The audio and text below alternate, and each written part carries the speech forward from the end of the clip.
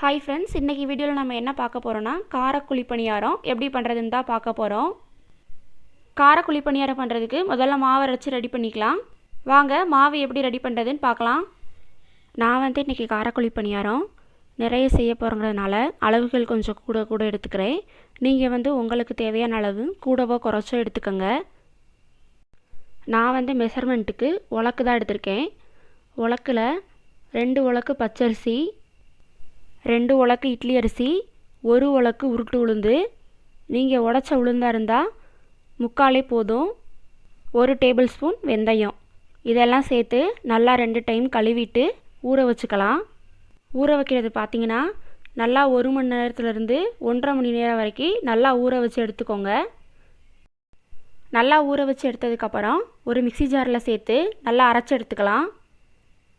இட்லி மாவு பதத்துக்கு நல்லா அரைச்சி எடுத்துக்கோங்க. எல்லாத்தையும் நல்லா அரைச்சதுக்கப்புறம் தேவையான அளவு உப்பு சேர்த்து நல்லா கலந்து விட்டுக்கோங்க. நல்லா கலந்து விட்டதுக்கப்புறம் ஒரு மூடி போட்டு மூடி வச்சுருங்க. இந்த மாவு நல்லா 8 மணி நேரத்துக்கு புளிச்சு வரணும். இந்த மாவு நல்லா புளிச்சாதான் காரக்குழி பணியாரம் நமக்கு நல்லா சாஃப்டாக இருக்கும். பாருங்கள், 8 மணி நேரத்துக்கு அப்புறம் மாவு இப்படி தான் இருக்குது. நல்லா புளிச்சு வந்திருக்கு. இந்தளவுக்கு நல்லா புளிச்சு வந்தால் தான் காரக்குழி பணியாரம் நல்லா சாஃப்டாக இருக்கும். இப்போது மாவு ரெடி ஆயிடுச்சு. வாங்க காரக்குழி பணியாரம் எப்படி பண்ணுறதுன்னு பார்க்கலாம். ஒரு கடாயில் 2 டேபிள் ஸ்பூன் எண்ணெய் ஊற்றிக்கோங்க. எண்ணெய் நல்லா காஞ்சதுக்கப்புறம் 1/2 டேபிள் ஸ்பூன் கடுகு, 1/2 டேபிள் ஸ்பூன் உளுந்து, 2 டேபிள் ஸ்பூன் கடலைப்பருப்பு எல்லாத்தையும் சேர்த்து நல்லா செவந்து வர அளவுக்கு நல்லா வறுத்து எடுத்துக்கோங்க.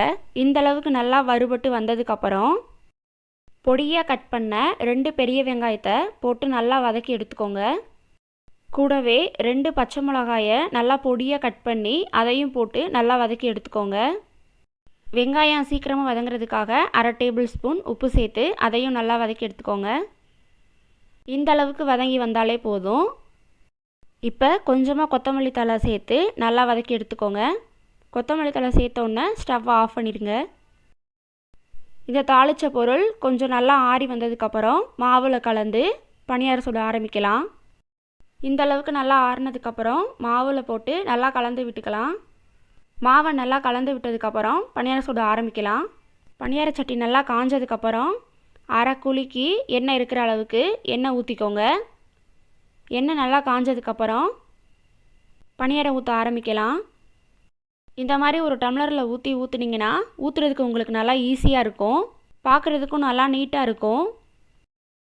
இந்த மாதிரி எல்லா குழிலையும் ஊற்றி முடித்ததுக்கப்புறம் ஓரங்களில் நல்லா செவந்து வர்ற வரைக்கும் வெயிட் பண்ணலாம். இந்தளவுக்கு நல்லா ஓரங்களில் செவந்து வந்தோடனே திருப்பி விட்டுக்கலாம். இந்த மாதிரி எல்லா பணியாரத்தையும் நல்லா திருப்பி விட்டுக்கோங்க. திருப்பி விட்டதுக்கப்புறம் பணியாரம் இந்த அளவுக்கு நல்லா செவந்து பொன்னிறமாக வர்ற அளவுக்கு நல்லா வேக வச்சு எடுத்துக்கோங்க. பாருங்கள், இந்த மாதிரி நல்லா செவந்து வெந்து வரணும். இந்த அளவுக்கு நல்லா பொன்னிறமாக வர்ற அளவுக்கு வேக வச்சுக்கோங்க. இப்போ நம்ம காரக்குழி பணியாரம் ரெடி ஆயிடுச்சு. நீங்களும் இந்த மாதிரி உங்கள் வீட்டில் செஞ்சு பார்த்துட்டு எப்படி இருக்குதுன்னு கமெண்ட் பண்ணுங்கள். இந்த சட்னியோட ரெசிபி வேணும்னா நான் டிஸ்கிரிப்ஷனில் லிங்க் கொடுத்துருக்கேன், செக் பண்ணி பாருங்கள்.